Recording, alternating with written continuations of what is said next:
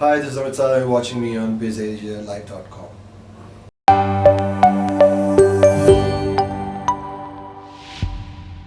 Hi, this is Amrita from BizAsiaLive.com, and I'm sitting in London in a very prestigious hotel with Amit Sadh, who is in London again. Hi, Amit. Hi. For me, what's prestigious is you. I don't care Aw. where we are. How But I sweet. think to see you again and have this conversation face to face is very meaningful. Oh, that's really sweet. And he is really like this in person. It's not just for the camera. Okay, so you've just flown in from LA. Yes. Can you tell us what you were up to there? Just following my dream, my passion, movies, cinema, acting. I'm always chasing that. So I'm always on a holiday, like how Tom Cruise just said. Somebody asked him in one of his interviews when he was promoting Top Gun. And they said, when do you go on a holiday? He said, I'm on a holiday, perpetually on a holiday, 24/7, every day of my life. It just so resonated with me. So I was just on a holiday. I'm here on a holiday. He's here on a holiday, but I don't think you were on holiday in LA, but we will move on from that. Okay, so you are in London. You're doing I understand, a pit stop in London. You've come to London Just for so this. many times. Just to meet you, Can just you to see you imagine? again after so I many would years. I would have loved to have said that he's come in just for this interview. Amazing. Thank you, Amit. So this is what it's for. That's why he's in London. So I've got to ask you, you've been to London so many times, and what do you love about London? Hyde Park. No, seriously. That's I a think great answer. I have a no. It's not what it's the truth. I have a very crazy relationship with the park. I go there thrice a day. It's like breakfast, lunch, and dinner. So before breakfast, before lunch, and before dinner. Love And it. I just think it's a beautiful city, and the weather is great. The unpredictability of the weather matches with my personality, so I just feel at home when I'm here. Oh, that's really nice. It's really nice to hear someone saying they feel at home who doesn't always live here. Yeah. That's really nice. So you're going to go back to India, and then we're looking forward to something quite interesting, which is the season 3 of Breathe Into the Shadows. I don't know if it's called Into the Shadows, but it's definitely the season 3 of Breathe. And the first and second seasons as Kabir, you have been amazing. And obviously we've spoken about how you've changed your physicality for that role twice now. What are you most excited about in season 3 for people to see? I think just the series. I think we have a very good series in hand, and the writing team, the direction team, the whole unit, all the actors. I think we've really pushed the envelope, and I'm very excited for the release. To be honest, Breathe means a lot to me. My character Kabir means a lot to me, though I don't look like Kabir anymore. I almost I think he's gone on a break. But yeah, this show means a lot to me. This character means a lot to me. So I'm very excited. I think it's around the corner. It's around the corner. Yeah. Quite literally around the corner. Yeah. So just to go back to, because you've changed your appearance, not just for this character, but in different characters that you've played, how easy or difficult is it in terms of when you're getting into the skin of the character to change the look that you have for it? So Amrita, the question is, for me, the question is not about how easy or difficult it is. For me, the understanding I have at the core of myself is changing, becoming my characters and giving them all. And a lot of change happens, the first change happens physically. I keep giving references of other actors, but Russell Crowe has a huge impact on me as an actor. And he was interviewed for, I think, Cinderella Man or something, and he said the same thing, that the first thing that he addresses is the physicality. How the character looks, how does he weigh, how does he feel. And then when you get that right, I think you're on a good passage, you're on a good path to get to the insides. It's a fun, mildly putting it, it's a very fun process. But there's a lot of madness to that method. Yeah, I can imagine. I can totally imagine. But then to get into the psyche, once you're there physically, does it make it kind of, you feel like you're in the steps of the shoes, sorry, of the character? So mentally, are you there always, or does it take some time? That's something I don't like telling. It's like, Okay. I like people to find that out. But So there, I mean, I'll kind of talk to you in details for this. So there are two ways of, one is just land up on the set, pick your lines, which I hope you already know. I hate actors who don't know their lines when they're on the set. But and then you pick the energy on the set and you know what you have to do, and then an act. The other way, which I like, is you become the character. Now, whatever your process is, you become it, and then you're on. So for me, I like becoming the character, and then staying in that kind of space. I call it my tunnel, and I've expressed this with my audience. Like, they know when I'm in a tunnel, and I live, breathe, walk, stay like my character. It's fun for me. There's a lot of romanticism with this. I kind of load in it, and and I just don't know any other way. I guess this is the only way I know. But it's fun. It's really fun. Yeah. So we can hear the passion in the way you're speaking there. But in terms of acting, you've been there for just over a decade, in films, should I say, not in TV. How have you, you're one of the earliest actors I can remember that has gone from TV to film, and not a lot of people reference you as being that kind of actor. We have other actors that come to mind. But how has that journey been for you personally? You just take me back in time. I would definitely say it's been a blessing. And in life, when you reach a juncture, you reach a position, and when you are asked a question like this, I see a lot of people only remember the bad. But I am very conscious of this fact that when I am asked questions of how I arrived here, I only remember the good. Well, I believe only the good should be highlighted, because good is powerful. It's been a great time, and I just feel that I have arrived at a place where I'm getting more opportunities now. I'm getting more roles. I'm getting more opportunities, and the biggest credit to this, I give it to the audiences. I give it to the fans, the way they've supported. I give it to the media. I give it to you, the way you have supported me throughout my journey, the way a lot of people, a lot of strong voices from the media, the way they've supported me, the way they've praised me when I've done well, I think has a huge role in bringing me where I am. But I genuinely feel that I'm just starting. Yeah. I feel like you're just starting as well. I agree with you. Yeah, in which yeah. Yeah, absolutely. So you were saying that you prefer to focus on the good parts of your journey. Does that take a lot of effort? Because I think it's kind of ingrained in us that we do often think about the bad parts, even if it's just as a learning process. So does it take some effort to think to yourself, I want to only remember the positive bits? Oh, of course, it's intentional. It's like a juxtaposition. It takes a second to slip into that. Oh, that person did this person did that, and that happened. Then you know what? You're focusing on the bad. You're making them more powerful. And I'm on a fight with the bad. I'm on a war with the mindset, though. With the mindset. Yeah. So, and then I just think it is so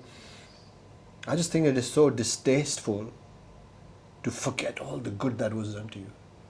All those people, all those opportunities, all those people who put their neck on the line, no, Amit should be cast in this show, or we should give this boy an opportunity. And I've been blessed. I have had so many people root for me in the industry, in the media industry, with the fans. So I am just very grateful. I think for the rest of my life, I have to walk with my head down and my hands folded and say, thank you.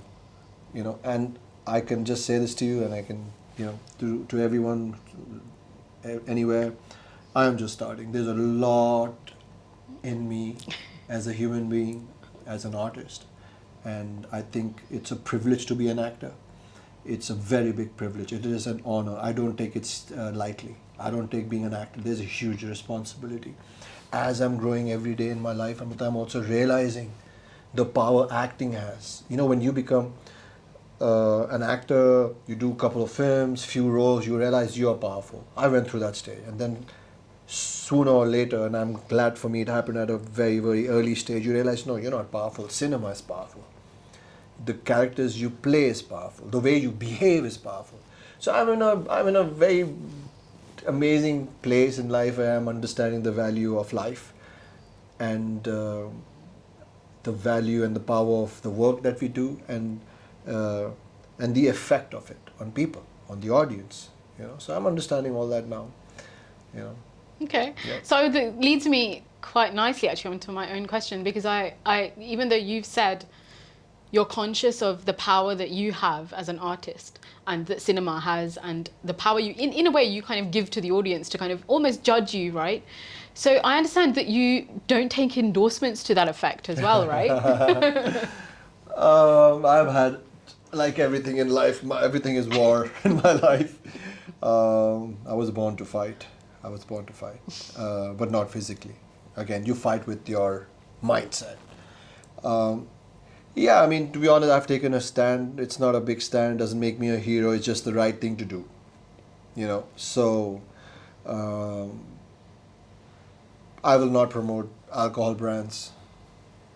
Our country is growing into understanding, into finding its place. The youth, we have the largest youth, and I don't want to sell or promote or brand anything that can cultivate into a bad habit, or I just don't want to do it. And then when I said no a couple of times, and then you are told by your teams that if you keep saying no to such brands, they will not give you any brand. You will not get brands. So then I just woke up one day. I said, you know what? I don't want brands. I do not want to endorse brands. I came here to become an actor. Yeah. I am acting. I will continue acting. And I didn't come here to do ads. You know what I mean? So let's not do it. So I just said no. I still have an existing association with Maruti, which I think is a great brand.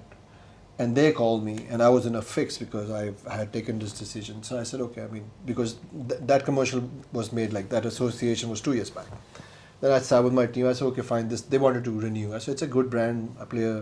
It's a nice father-daughter film. It's cute. I said, okay, this is fine, but I just don't want to do any more brands now. Just because they say, if I say no, I won't get brands. I want to show it to the world. I want to show it to every actor in India that you can live without brands. You can live without brands. Focus on acting. Yeah. So now complete focus on acting. Nachi. So that's quite commendable, because in a way, I feel like the rat race, so to speak. I'm a tiger. I was just about to say, you're not in the rat race because you're making your own path. I'm not a rat. Exactly. I'm the tiger. But do you think, like, it's difficult to do that? No, but it's difficult to even remain a tiger, right? It's difficult to do that when you have so many people telling you otherwise. It's difficult to sometimes, this is a personal thing. You're right. It's a difficult thing to remain true to your own self. It's a difficult thing to remain strong at your core that say, no, I'm not doing this, or I choose to limit this. Or, as an actor, especially because you have a lot of associations. I'm not saying brand associations, but every other kind of association you might have with people, who are associated with something and you might want to do it, or whatever it is. How do you do that? How do you remain that strong to the core? Very rightly said, Amrita, but it is very essential to be true to yourself. It is very essential to be answerable to yourself. And it's the easy way out is go and do anything and then have 10 people blame. This happened, that happened, this happened. I don't want to be that guy. I want to be answerable. When I do something, and if that has a wrong message or has a negative effect on youth of India or people or fans, or it disgusts someone, I don't want to do that. So the primary thing is you have to be answerable to yourself. Yes, rightly said, there are so many people who say things that might be right or wrong, but they don't know your ideology. They don't know where you're coming from. They don't know where you're going. They don't know. So you got to shut those voices, And by now I think those voices and a lot of people around me, they know that I have my own voice. And over the years, and I've not landed up into this understanding now. It's taken me a lot of time and effort. You've spoken to me for so many years. It's taken me time to come into this surety of, like what we were talking off the camera, of who I am. and what I want to do. And then that has to be bigger than me. It has to be bigger than money. It has to be bigger than just doing some ads or, you know. I take this position, I take this job very seriously. And we have the power to inspire people. I want to continue with that power. You know, keep inspiring. There you go. So I just want to tie in a little bit about mental health, because I feel like in the UK we have very like a big conversation about mental health a lot of the time, and it's not just surrounding kind of World Mental Health Day, which is coming later this month, like in a week, or anything like that. It's all the time, especially during the pandemic, after the pandemic, there's been a real focus on it. In India, I feel like this conversation is just starting. Even though it's been around for a few years, I feel like there's still something bubbling, if you like, but it's not quite there yet. But I feel like someone like you who is so strong in your own self, how do you look after your own mental health? First of all, I think you're right. It's beginning in India, and that's a very, very positive start. And I think we are beginning to understand the aspects of having more open conversations, and just being there and less judging. So it's begun. And I'm proud of that. I'm very happy with that. There's a lot of acceptance to it. There's no more stigma to it anymore, like how it used to be. And we are enriched by a lot of great voices. There's a lot of inspiration in India too. There are great people, who are living a life to inspire and for others. For me, I think I'm very blessed because of the hardships, struggles, and the experience that I've had in my life. They contribute to where I am, like how I think. Great people, a lot of great books. So it's like a, culmination of life experiences, books, and I think for me, I'll tell you plainly and simply what kind of sorts me is I have this insatiable desire to be happy. I have this will and this understanding that this moment in life is the best moment for me. And I have also understood one thing. The more you listen to others, the more you love and respect others, it enriches your life. So it's a very, very simple thing. It's like, which anyone can follow. You don't have to buy this. I follow that, and there are moments in life when you're pushed in your, like there's always a danger zone, when you're pushed in it, from society, from your relationships, from the movie business, people. I'm a human being too, so I kind of fluctuate. I fall, but I think I have the ability not to stay in it. So I tell people, everyone will fall. We will get hurt. We will get bruised, but we can't like dwell in that for like 10 days or 10 hours. You got to get up like next moment as soon as you can. So one thing that I've mastered, I think 1 hour. Nobody has. So now I'm on the. I work on crazy philosophies. Like I have realized I'm working on a concept where I'm not going to allow anything to fluctuate me.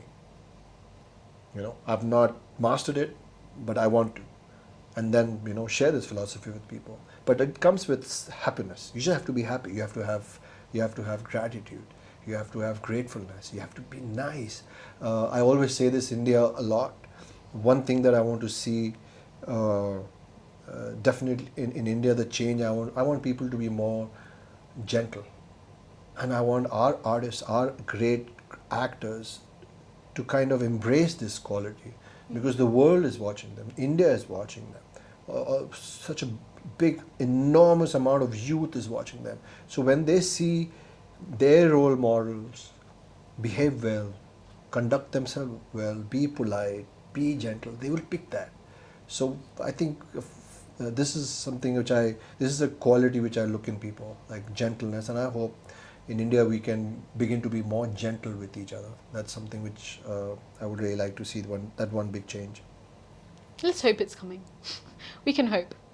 It'll happen. I'm an eternal optimist. I know that. Yeah, so it'll happen. It's happening at some magnitude, at some percentage. We want more. And one thought has the power to change the world. just one thought. We are, as human beings, we are so powerful. We are so powerful. It's just that we use our power in cunningness, in conceit, in just selfishness, and the moment you put that aside, then actually you realize the power you have to impact everything around you. You can change your aura, your energy, your truth in a second. It's, but it has to like sum up as one then. It takes some effort, right? I think people need to start putting in the effort, maybe consciously. I mean, Yeah. not something that it doesn't happen overnight, kind of thing. Okay, I'm going to go back to the film conversation because we've been talking about this for quite some time. So you have been shooting for Suki with Shilpa Shetty Kundra. And we've seen some great kind of reels from you on Instagram That's with her. I'm very backslided when it comes to all this, but Shilpa is so much fun, and she's a true rock star. And while I was filming with her, I told her this, that I was always a fan of her personality. I think she's a very strong woman, and after working with her, I said to her on the last day, I said, now I'm a fan of your acting. She's really killed it and given her all in this role. I have a feeling that people are going to see her in a new light. It's a fun film with a lot of a lot of women, a lot of girls, and just a slice of life. It's a fun film. I can't wait for it to come. Can you tell us a little bit about your character in there, or you're not allowed? Oh, I'm just playing a guy. Narrows it down. Just a guy, just a walking by. It's just a passing guy. Okay, that's about as much as we're going to get, I think. Just like you played just a guy in Shakuntala Devi as well, right? Exactly. A very important guy in that film. I just get those kind of roles. What to do? Just the guy roles. When there's a casting for just the guy role, just get that guy. So, for just the guy, they're just a guy. I see. We'll remember this, won't we? Yeah. Okay, so we've spoken about Breathe Into the Shadows. We've spoken about Suki. What else have you got going on? Can you talk about it for one? Oh, yes, of course. We're not like FBI, CIA, or RAW, No, we're not. that we have to hide, and some things, like this. It's movies we want to talk about. We want people to watch it. We want to excite them. So thank you for asking. I've done this beautiful film, Amrita. It's called Katma. It is the first time talking about it. It is Skarma is a Ladakhi word. You know Ladakh, right? Yeah. Leh Ladakh. So it's a Ladakhi word, and it all of a sudden you realize when you wear a hat you can't scratch. You can't. Because when you wear caps, and this has happened to me You're not allowed to have itches on twice. your head when you wear a hat. And I try scratching my hat, and then okay, no, this doesn't work.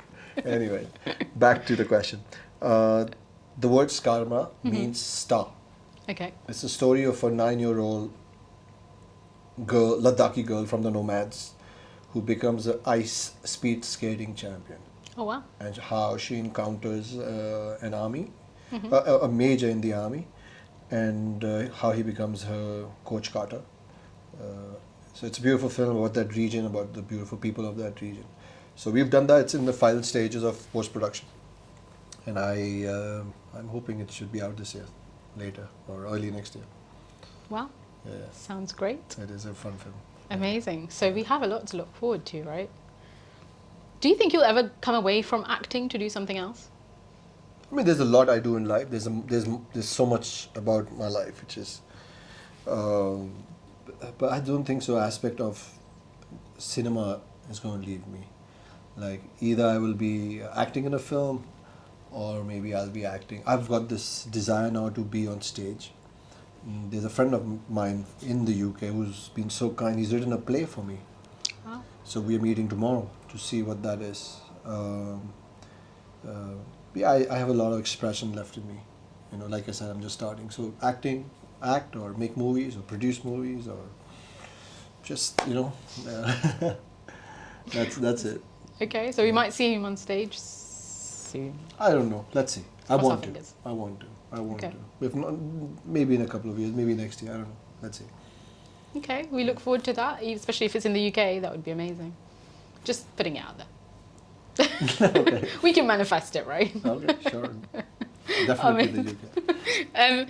Okay, so my final question to you has got to be, you're in London, you're about to go back and you're about to get into promotions for Breathe Into the Shadows.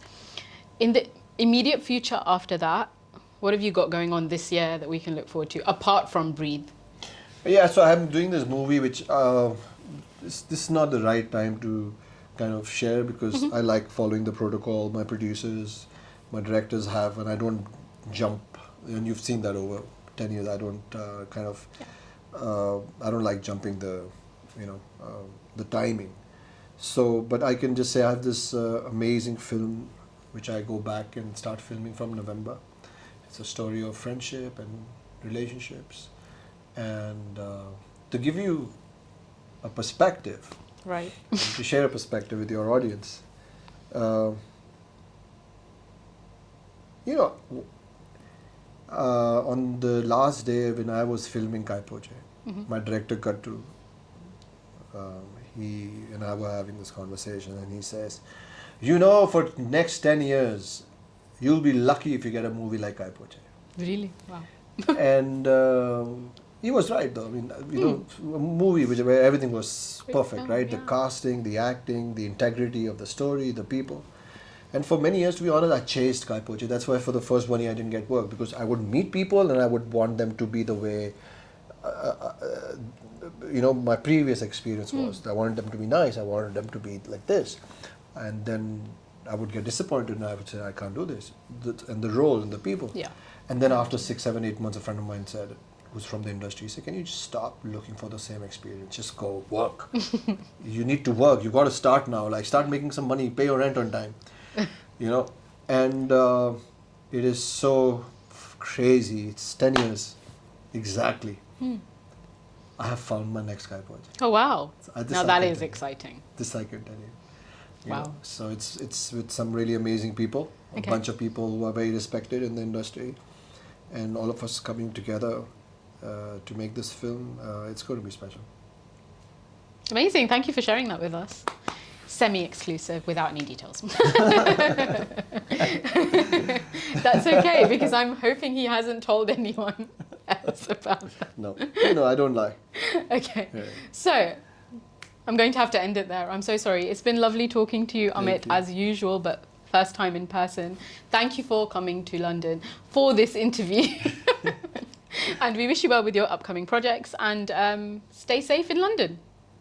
London is pretty safe. I mean, yeah, it is. Thank you very much. Thank you for your time. This is Amrita from BizAsiaLive.com, signing out.